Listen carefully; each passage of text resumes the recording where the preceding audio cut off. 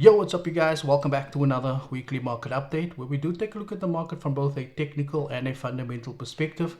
So without any further ado, let's get straight into it. So just to answer one simple question, someone said that asked me, is this signals? These are not signals. This is basically what I'll be having on my watch list for this week and things that I'll be looking to trade for this week as well. If you do want to learn how to get into the market, this is a very special video that I made for you guys that you can go and watch. This is how I get into the market. This is my entry into the market.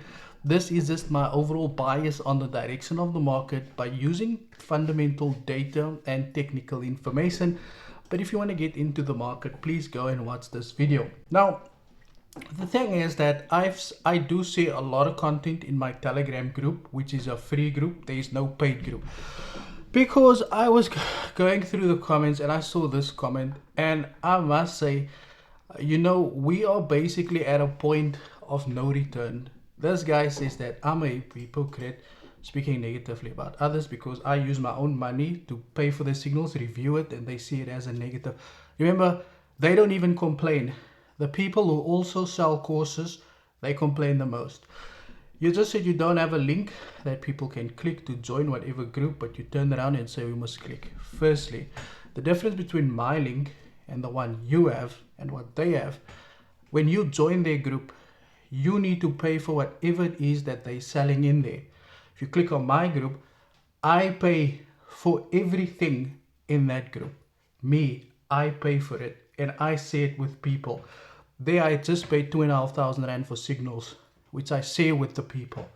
I buy courses and I share with the people. So that's the difference. Go click on my link, you'll see everything is free. Go click on their link, you'll see you have to pay for everything. Which also, I do saw that you also offers courses, which is kind of explains to me why you would be so upset as well. But one thing I do want to point out though is that we have come to accept this as a norm. It is now normal, and that's one thing I've realized about when doing these signal reviews is that there's about 80-90% of people that goes, wow, I thought these guys were, oh, thank you for it. And then there's about 10% who offers services, who is upset that these guys are being brought to the book. However, we have come to accept this. Some of us has come to accept this as being normal. That when someone comes out and speak on the opposite of what we see, we tend to get upset about it. And I'll tell you why I say so. If you look at, for instance, load shedding in South Africa. Load shedding at the beginning was going, yo, this is not nice, this is not nice, this is not nice. It had happened so many times that we just go like, it's okay, it's okay, it's okay. So we've learned to accept this behavior that these guys are portraying to a point where these guys are also now starting to offer these types of services because they see it as a lucrative way out in the, instead of trading. And that's how they get new people. So when I come and I take my own money and I invest it to bring out the truth, then I have to deal with people telling me I'm a hypocrite after I spend thousands and thousands and thousands and thousands to bring free content to the people. Then I was looking at that set and forget course, $1,500. I challenge anybody, any mentor, anybody to go and buy it and give it to the people for free. Nobody's going to do it. But if you want it, you know what to do, right? So in any case, let's get to the breakdown because I'm now just diving off something else. But guys, this is not normal behavior that we experience with what these guys are doing. So please change your mindset. You're going to get people who's going to complain, and those are either bots from these guys or it's people who also offer these types of services. Either way, like I always say, that don't defend these people with your life because they don't care about you. Any case, guys, so let's start with the dollar index. So we're going to take a look at some news events that had taken place last week, first of all. And we basically just had the PMI, Purchasing Managers Index. Then we had some unemployment claims, which basically came through lower than expected compared to the previous month. Now, a lot of people will tell you that unemployment claims sometimes relates to the NFP, because unemployment claims is seen as the amount of people who file when they've lost their jobs. So they claim for unemployment, right? So that kind of helps with trying to identify the unemployment rate there as well.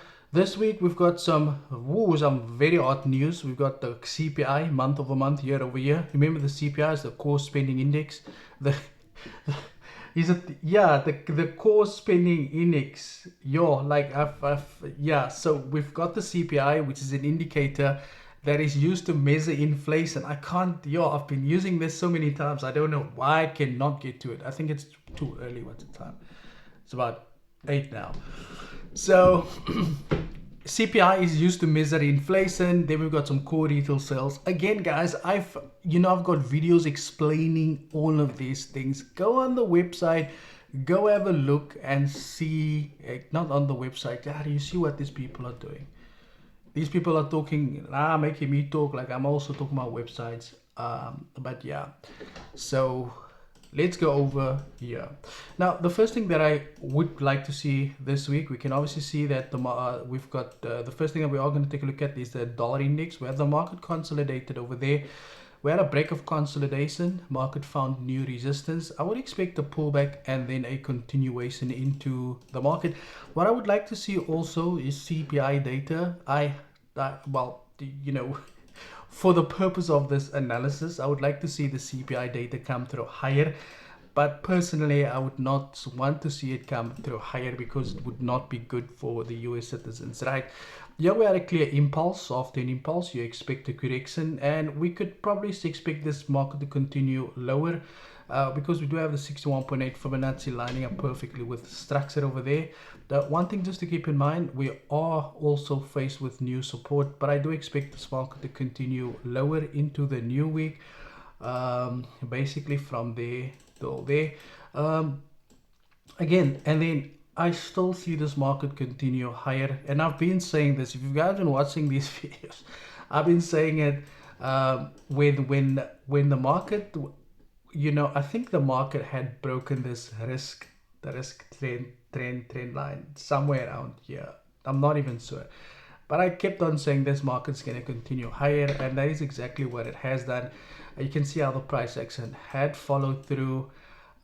We had the market play it out beautifully, right? Next up, we have the situation here on gold. Now, gold over here would be very good to see. The first thing that I do want to speak about, obviously, is that the market is currently trading at this resistance over here. And we can see also how the market had found this level of here also. So this level over here acted as a level of resistance. Market broke above that, came back, tested it as support. We also had structure there acting as resistance. So you guys obviously know what we need to wait for in a situation like this, right? I normally say it's best to wait for a clear breaker structure. Now, one thing I will probably advise you guys to do is wait for the CPI data to come through on Tuesday first before you make a better trading decision, right? So for now, I think gold will just basically range until Tuesday, which will probably just be one candle. Then once the CPI data is released, we will be able to make a better trading decision. And now we're going to talk about the German 30 index, which had finally broken above this level of resistance, back tested it as support. We also have this impulse correction, so potentially get a continuation going into the new week.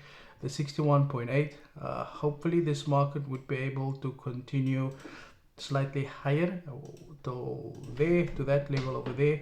So this is kind of what I will be looking at entering into this market for this week as well.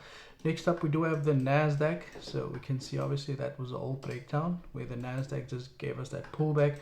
We had a massive impulse and we got that correction. Market broke above this level of resistance. All of that resistance is now turned support. Take the Fibonacci from the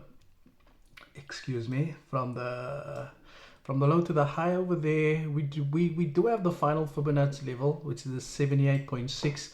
So from here, I would just like to see this market correct itself.